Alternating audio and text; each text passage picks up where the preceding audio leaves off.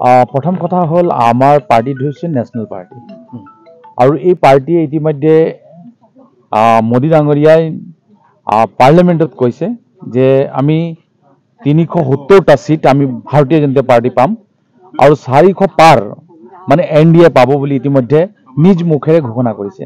তাৰ ভিতৰত ইতিমধ্যে অসমত 14টা সিট আছে। 14টাৰ ভিতৰত ভাৰতীয় জনতা পাৰ্টিয়ে মানে আমি এলায়েন্সে আমাৰ NDA আমি 12টা সিট পাম বুলি ইতিমধ্যে আমি ঘোষণা কৰিছোঁ। কাৰণ ইয়াৰ কাৰণ হৈছে আমি যেনে ধৰণৰ সংগঠন কৰিছোঁ, আমাৰ দিল্লীত থকা চৰকাৰখনে এই 10 বছৰত যিখিনি কাম কৰিছে আৰু অসমত সৰ্বানন্দ সোণোৱাল ডাঙৰীয়া চৰকাৰ আৰু হিমন্ত বিশ্ব শৰ্মা ডাঙৰীয়া চৰকাৰতো যথেষ্ট কাম কৰা হৈছে। তাৰ পৰা আমি ইতিমধ্যে সুগৌৰৱেৰে কৈছোঁ যে অসমৰ জনগণে আমাক ভোট দিব আৰু আমি অসমত 14টা সিটৰ ভিতৰত 12টা সিট জিকিবলৈ আমি সক্ষম হ'ম।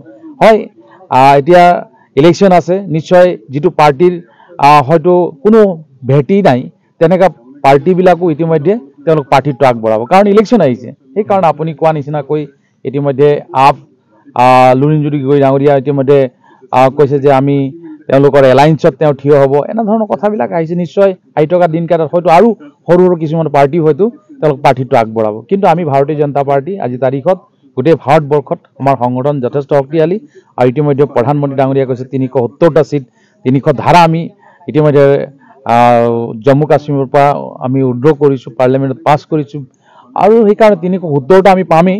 কিন্তু NDA আমাৰ ডিব্ৰুগড় সমষ্টিটো জিকিমেই চবেই ক'ব জিকিম বুলি, কিন্তু সংগঠন ব্যক্তি ইয়াতে আমি ইয়াত 100-200 মানুহ ইয়াত গোট খাই আছোঁ। আপুনি সোধকচোন তেওঁৰ পাৰ্টিৰ কোনোবা মেম্বাৰ আছে নেকি?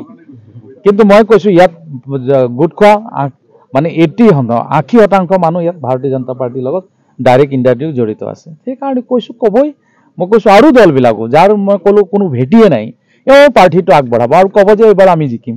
কিন্তু আপোনালোক কৈছোঁ হয়, দুটা ষ্টেটত তেওঁলোকৰ চৰকাৰ থকাৰ কাৰণে তেওঁলোক হয়তো ভাবি লৈছে যে হয়তো এবাৰ আমি আৰু কেইবাটাও, কিন্তু আপোনালোক কৈছোঁ আহি থকা দিনকেইটাত তেওঁলোকৰ যিটো ৰাজনৈতিক দল যাক আপ বুলি কোৱা হয় তাৰ অৱস্থা বহুত বেয়া আৰু সেইকাৰণে আপোনালোক জনাইছোঁ যে তেওঁলোক নিজৰ ভিতৰৰ দ্বন্দ্ব আৰম্ভ হৈছে আৰু সেইকাৰণে ভাৰতীয় জনতা পাৰ্টি চৰকাৰ বনাব নৰেন্দ্ৰ মোদী ডাঙৰীয়াই তৃতীয়বাৰৰ কাৰণে। প্ৰথম কথা হ'ল আমাৰ পাৰ্টিটো হৈছে নেশ্যনেল পাৰ্টি আৰু এই পাৰ্টিয়ে ইতিমধ্যে মোদী ডাঙৰীয়াই পাৰ্লিয়ামেণ্টত কৈছে যে আমি 370টা সিট আমি ভাৰতীয় জনতা পাৰ্টি পাম আৰু 400 পাৰ মানে NDA পাব বুলি ইতিমধ্যে নিজ মুখেৰে ঘোষণা কৰিছে। তাৰ ভিতৰত ইতিমধ্যে অসমত 14টা সিট আছে। 14টাৰ ভিতৰত ভাৰতীয় জনতা পাৰ্টিয়ে মানে আমি এলায়েন্সে আমাৰ NDA আমি 12টা সিট পাম বুলি ইতিমধ্যে আমি ঘোষণা কৰিছোঁ।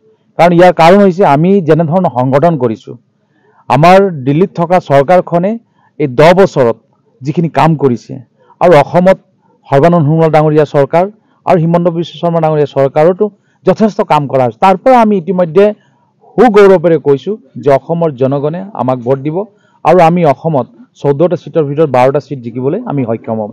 হয়, এতিয়া ইলেকশ্যন আছে, নিশ্চয় যিটো পাৰ্টিৰ হয়তো কোনো ভেটি নাই তেনেকুৱা পাৰ্টিবিলাকো ইতিমধ্যে তেওঁলোক প্ৰাৰ্থিত্ব আগবঢ়াব, কাৰণ ইলেকশ্যন আহিছে। সেইকাৰণে আপুনি কোৱা নিচিনাকৈ